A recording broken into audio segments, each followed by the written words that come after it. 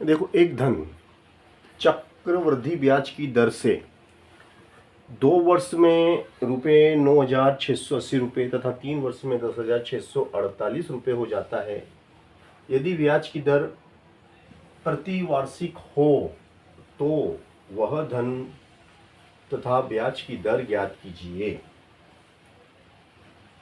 तो ब्याज की दर भी हमें निकालना है, यानी कि आर निकालना है, interest for rate and principal.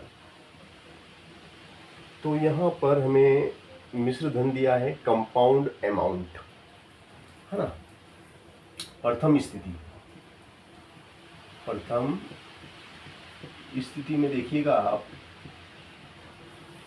प्रथम स्थिति में सी ए बराबर P1 प्लस R बटे 100 T, ठीक है ना।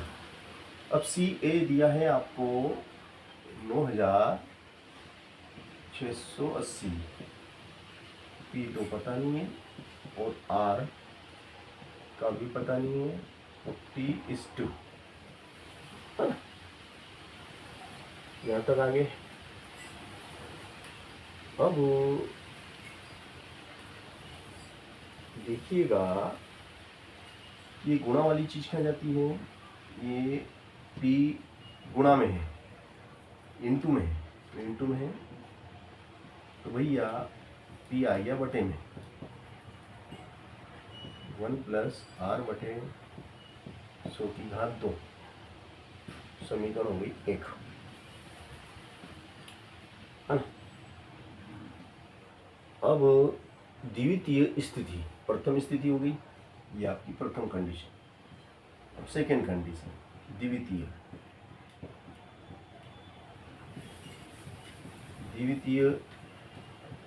स्थिति में, तो द्वितीय स्थिति क्या कहती है आपकी, सेकेंड कंडीशन क्या है, सी ए पी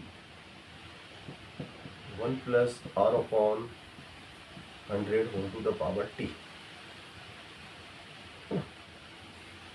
अब सी ए 10,648 है आपका, है ना। तो ये हो जाएगा आपका 10,648 P1 plus R upon 100 whole to the power T/3, time यहाँ पे 3 इयर्स, है ना। अब देखिएगा यहाँ पर 10,648 बराबर P, है ना। अब यहाँ पे हम क्या करते हैं, 1 प्लस R का whole square into 1 plus R upon 100, घात 3, जो इसकी पावर 3 थी उसके 2 टुकड़े कर दिए, 2 अलग कर ली और एक घात अलग कर ली अपन ने, है ना। एक घात अलग हो गई, 2 अलग हो गई, यानी कि ये कहें हम कि यहाँ पर ये वाली कंडीशन हम लाए हैं, ये मान लो, चलो इसको रहने दो, ये वाली कंडीशन, है ना। P1 प्लस R अपॉन 100 का होल स्क्वायर, यानी कि इस पूरे की जगह क्या आ सकता है आपका, इस पूरे की जगह आ जाएगा आपका 10,648 बराबर 9,680, है ना। 9,680, है ना, 9,680 1 प्लस R अपॉन 100, है ना। तो ये गुणा में है, तो ये हो गया आपका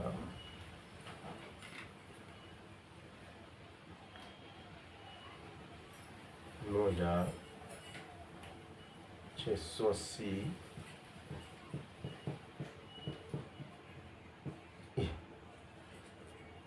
चाहो तो आप इसको ऐसा भी लिख लो, है ना।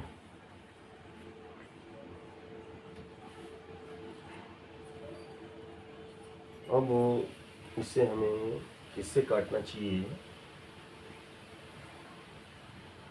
है ना? 2 से काटो, या फिर एक काम करो, 1 को उठा के इधर लाओ, 1 को उठा के हम इधर ले आते हैं ना, इसका ट्रांसफर कर देते हैं, तो ये हो जाएगा माइनस का 1/1, ठीक है। यानी कि अगली स्टेप हो जाएगी आपकी 10,648 माइनस 9,680, और इस पूरे के बटे में आ जाएगा आपका 9,680।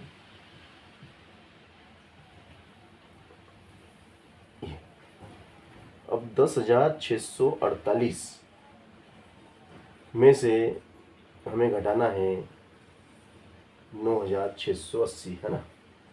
तो ये 10,648 में से घटा दो 9,680, 8, 6, 8 और 6 14, इसने किसको दिया, 15 में से 6 गया तो 9, और 968, तो ये हो जाएगा आपका 968, है ना,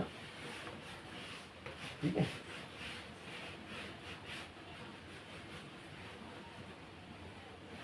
नौ सौ अड़सठ ये हो गया आपका 968 बटे 9,680 आर बटे 100, तो 968 से एक बार, 968 से 10 बार, है ना। तो ये हो गया आपका एम्प्लॉयज डेट 1/10 बराबर आर बटे 100, implies that 10R is equal to 100, तो implies that R is equal to 100/10, 0 से 0, R is equal to 10%, R का मान निकल गया, R इज इक्वल टू 10%, है ना। R का मान अब निकल चुका है। अब R की जगह हमें 10 को बिठाना है, तो बिठा देते हैं समीकरण 1 में, है ना। इस समीकरण 1 में R का मान पुट करते हैं, देखिएगा।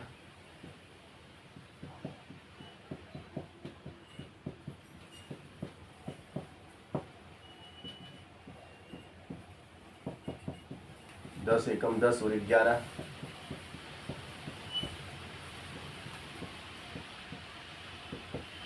11 का वर्ग 121, और नीचे 100, तिरछा गुणा करेंगे, तो तिरछा गुणा करने से क्या होगा भैया, देखिएगा। अब आप तिरछा गुणा करते हैं तो क्या होता है, 121 पी 9,680 गुणित 100, है ना। तो पी बराबर क्या हो जाएगा, 121।